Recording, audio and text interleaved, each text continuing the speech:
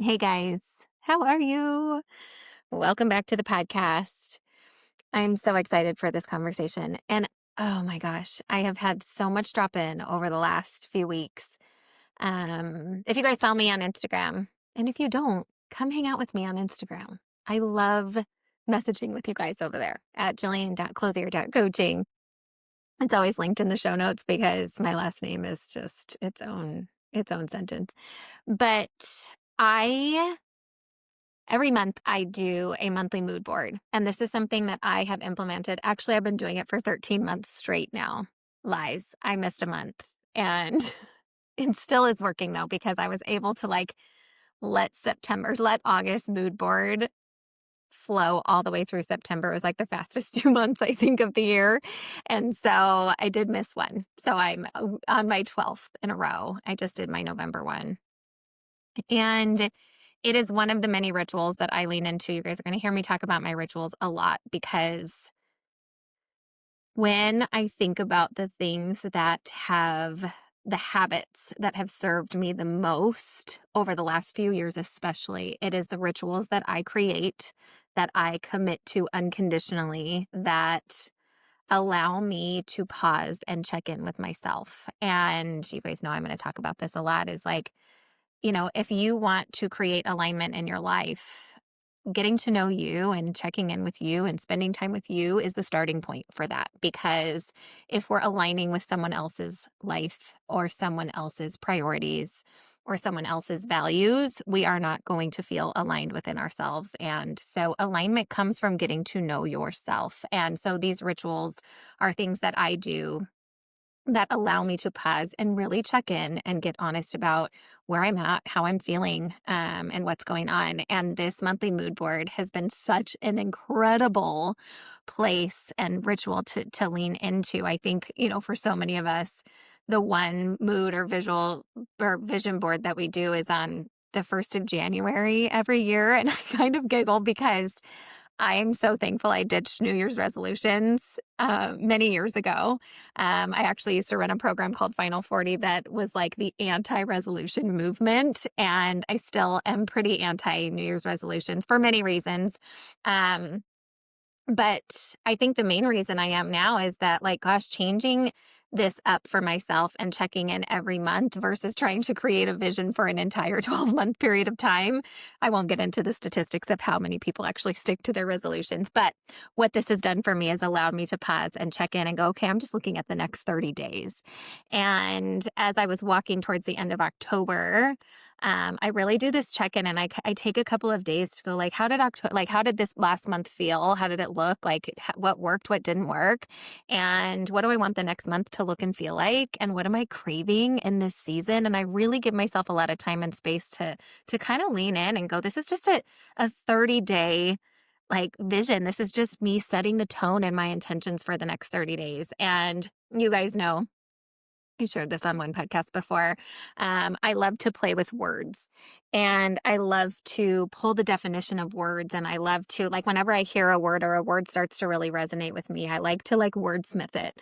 And so I'm actually going to open my phone and pull up the definition that I found for the word that has been dropping in so loud and clear for me because it's so aligned. And this word is nourish. And I've been playing with the word nourish for a long time because I think so often when we think of the word nourish, we think of food. And while food is nourishment, I think there is so much that we're missing when we don't look at other forms of nourishment, especially for us as humans. Our minds, our bodies, our hearts, our souls, our spirits, our nervous system, we need nourishment in so many different forms, and certainly not through just food. And so when I looked up the definition of nourish, and when I looked up the root of it, I'm like, oh my gosh, this makes so much sense. So it is defined as food or other substances necessary for growth, health, and good condition. And the root of it was actually even Oh, here we go. The Latin root is to nurture. To nurture. What? To feed, to support, to foster, to promote growth, sustenance, necessary for growth, health, and good condition. And I'm like, yes, we need food, but what else do we need to nourish our entire being? And so I have really set this intention for the month of November to nourish myself in all ways. And it's been so fun to explore what that could look and feel like. And what it's led me to is not just the things that I want to fuel my entire being with, but some of the boundaries that I want to set around what I don't want. And again, if you follow me on social media, I've been talking about this a lot lately, is I'm really working on boundaries around consumption. And so for this last year, I think I've only read, I always have a fiction book going and a nonfiction book going. I think fiction reading is just for me, a really healthy way to kind of check out with, and while still using my imagination. There's so much research around why reading is so good for us, especially fiction. But what I realized is for the first few years of my personal growth journey, I was reading like 1 or 2 personal growth books a month. And what's really true is when you're reading at that kind of volume, you're consuming a bunch of shit and then not doing anything with it. And so what it became was just like stress and almost shame, like a lot of like, well, I should be doing this. And I read this and gosh, I should be doing this instead, or I wish I was doing this. And it just became like this cloud above my head. And so walking into this year, I was really certain that I wanted to limit my consumption of podcasts and personal growth books and nonfiction material, because I wanted to make sure that I was going slow enough to be able to integrate what I was learning. And so I have read, I think, 3 books total this year, like cover to cover, but I've read a couple of them multiple times. And it has been such a gift to let myself take it. Like I'm talking 5-10 pages at a time and then actually acting upon it. And so limiting my consumption in that way has been so helpful.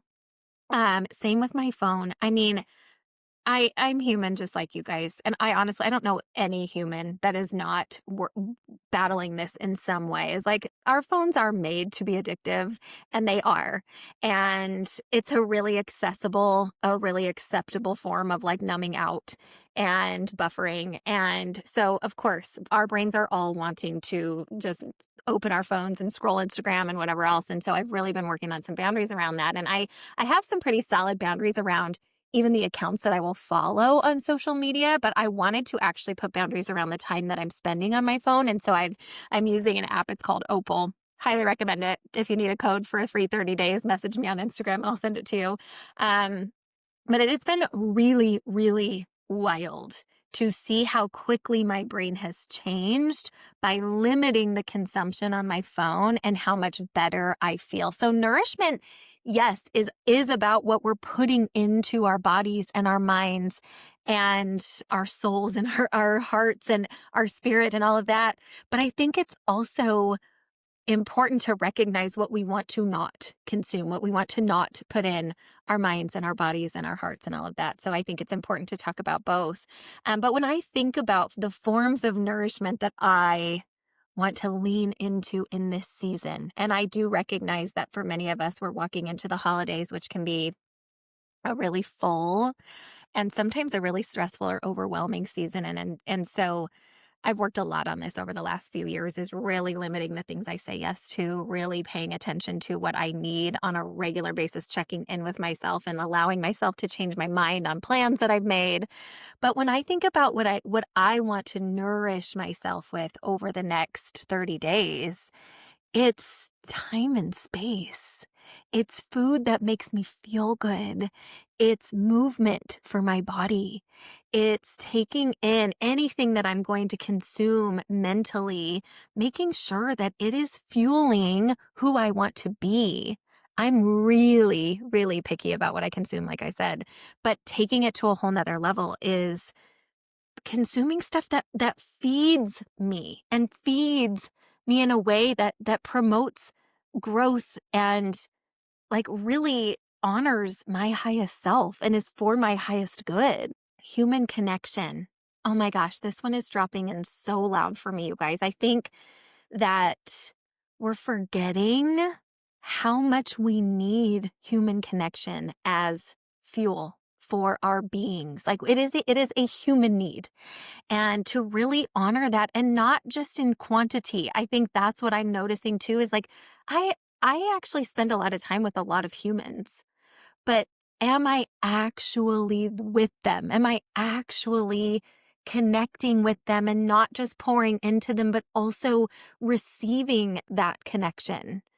And really just paying attention to how I feel after I'm with different humans, so that I can go, gosh, when I leave that room, when I leave that person, I feel so filled up, and noticing those things so that I can learn from that and continue to put myself around people that not only I can pour into, but that can pour into me, and that I actually allow for that to happen. I joke that receiving will probably be the work that I will be doing until I'm on my deathbed, because it is just not supernatural for me to allow other people to pour into me. But man, over the last few years, I have really worked on that, and let the people that love me well, and even met new people that just see me and are such deep connectors, and I pour into them, and I let them pour into me. And man, if that isn't the type of nourishment that like really fuels our souls, I don't know what is.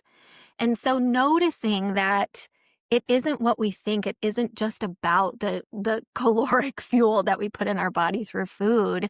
It's how can I nourish all parts of me? How can I nourish who I'm becoming?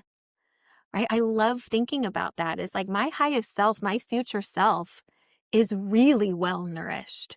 And so how can I honor all parts of her? How does she nourish herself? And how can I lean more into that and slow down and be in the nourishment? I think so often, even you think about how quickly we eat, how quickly we converse with other humans when we're in connection with them, is like, are we all there? Are we pausing and actually tasting our food? Are we, when our kids come up and give us a hug, gosh, is there any more like better nourishment than that? Am I actually stopping and noticing the feelings that are available to me in such a nourishing way when that's happening? Or is my mind and brain somewhere else? What a gift to slow down enough to actually experience the nourishment.